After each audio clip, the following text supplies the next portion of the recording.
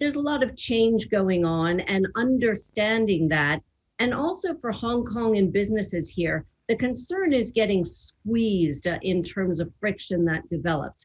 Take sanctions, for example, tit for tat between the US and China. Those add to risk of being here. It adds to rethinking how one looks at their business, or trying to understand where people could get caught up in difficult positions.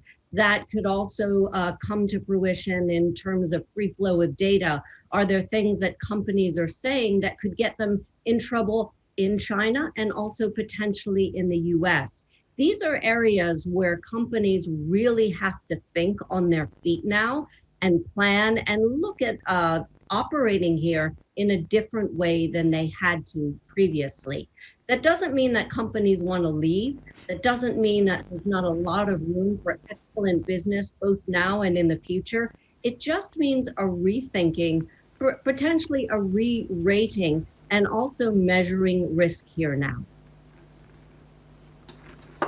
But by the same token, Tara, have any of your members expressed thoughts about leaving or even scaling back operations either in Hong Kong or on the mainland?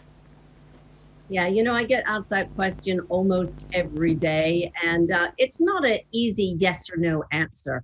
From our surveys, what we've noted is people are looking on a 3 to 5 year time scale.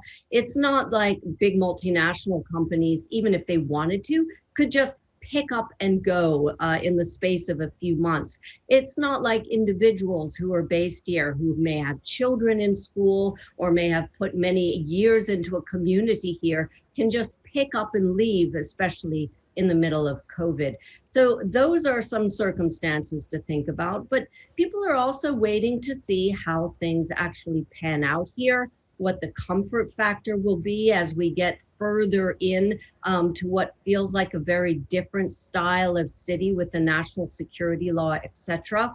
And then added to that, we are potentially seeing companies re-rate how they view Hong Kong in terms of how business is changing. Tara, there is going to be some changes to access of information and the company registries, cutting the corporate database of transparency, limiting information to the public. Are there any concerns from the business community if this actually does take place? What are the implications? The short answer is yes, it is of concern. And these are the types of issues that are cropping up, which cause raised eyebrows and also cause us to have to really dig in deeper to what they mean and what the implications are. And here is where the risk for Hong Kong lies, I think, for many people, is that there's a growing list of these types of concerns. It's hard to wade through them and understand how they will be put into place. But once you start to stack them up, and if these types of issues do continue to grow, that can affect free flow of data, that can affect rule of law, and these are areas that we would take quite seriously.